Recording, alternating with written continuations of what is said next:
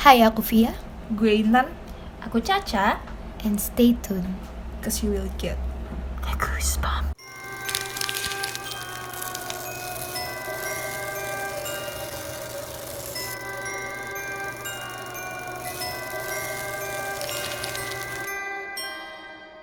Hai, selamat datang di channel kami. BTW nih, Rek. Cerita hari ini bakal bikin kalian mikir 2 kali buat nugas sampai malam-malam di kampus. Atau bahkan sampai nginep-nginep. Hah? Kenapa? Ya, emang kenapa? Nah, jadi gini ceritanya.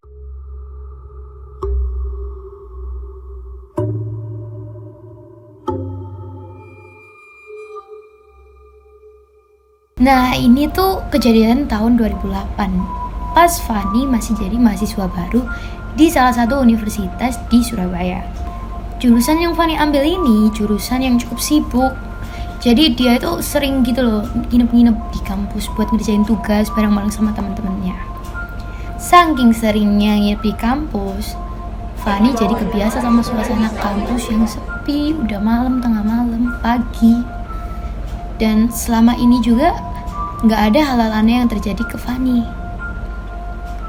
Nah, suatu malam si Fani ini tuh ngerasa capek. Akhirnya dia mutusin buat pulang aja. Sedangkan teman-temannya masih nginep di kampus. Karena teman-temannya nginep, akhirnya dia harus jalan sendiri. Jarak dari kelas ke parkiran itu lumayan jauh. Fani harus ngelewatin 2 lantai buat nyampe ke parkiran. Suasana kampus malam itu tuh sepi banget.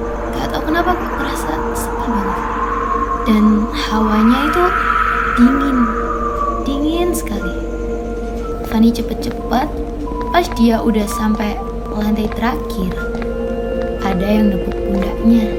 Loh, katanya sepi. Terus itu siapa dong? Sabar. Terus ada mas-mas. Makan coy. Mas. Itu kenapa ada mas? Setelah tak terus nonton ya Allah mendengar. Terus mas-masnya tanya ke dia, Mbak, tahu ruang nomor 301 nggak? Nah, si Fani tuh ngelihat penampilan masnya. Masnya sih kayak mahasiswa biasa. Tapi anehnya, dia itu bawa tali yang gede gitu, warna hijau. Tali?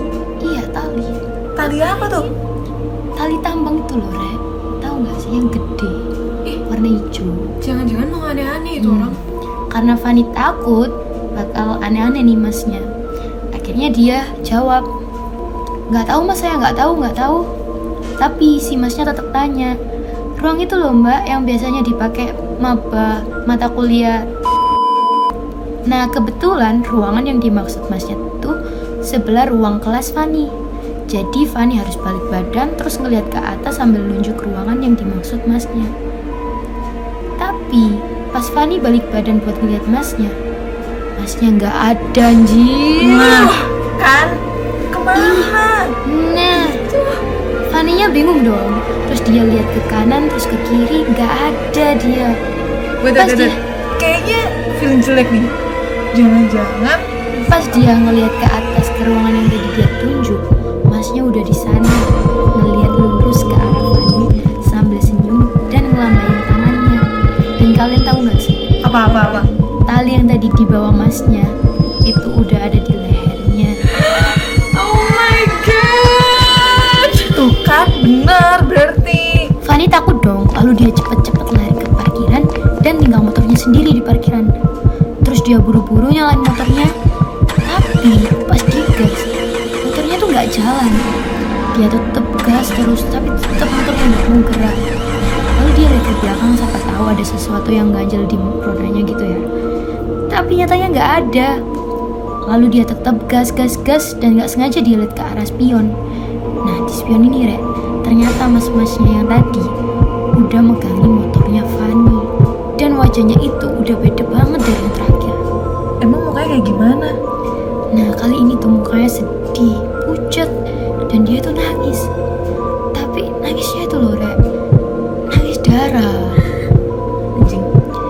Kan Fani kaget ya, kaget, takut, nggak tahu. Dia langsung ninggal motornya, terus dia lari mau balik ke teman-temannya lagi. Karena teman-temannya Fanny ada di lantai 3, dia harus melewati tangga lagi. Dia lari, tapi somehow tangga ini rasanya nggak ada ujungnya. Padahal lantai dia tuju itu cuma lantai 3. Logikanya nih ya, nggak sejauh itu dari lantai 1 ke lantai 3. Sampai akhirnya Fanny ngerasa capek, lalu semuanya gelap. Loh, gelap? Akhirnya dia ngerasa ada yang nepuk tangannya, dan pas dia buka matanya, orang yang pertama kali dia lihat itu satpam yang ngebangunin dia. Pak satpamnya bingung kenapa Fanny tidur di sini, dan Fanny sendiri juga bingung.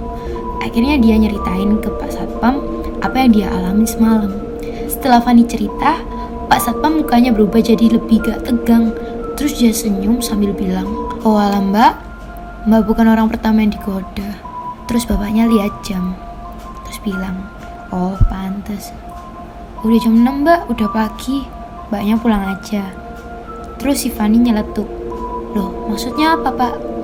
Terus bapaknya cerita, ternyata emang beberapa tahun sebelum Fanny masuk ke universitas ini, ada salah satu mahasiswa yang bunuh diri dengan cara gantung diri di tempat di mana Fanny bangun, di tangga di sebelah kelas nomor 301, dan jasadnya ditemukan di jam di mana Fanny bangun.